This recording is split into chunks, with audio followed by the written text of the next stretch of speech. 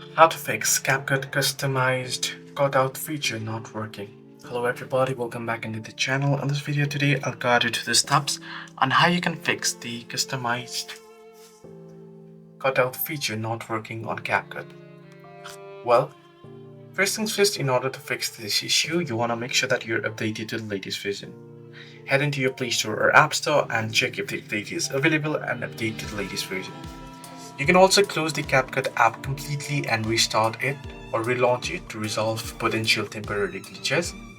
If it still doesn't fix, then you can simply uninstall the application itself and reinstall it back again and see if this fixes the issue. However, sometimes it can be the device compatibility issue as well, so you want to confirm that your device meets CapCut's system requirements, as insufficient resources can affect feature functionality as well. So hope this video was helpful. You can try these basic steps to fix the issue. Hope this video helped you to like and subscribe.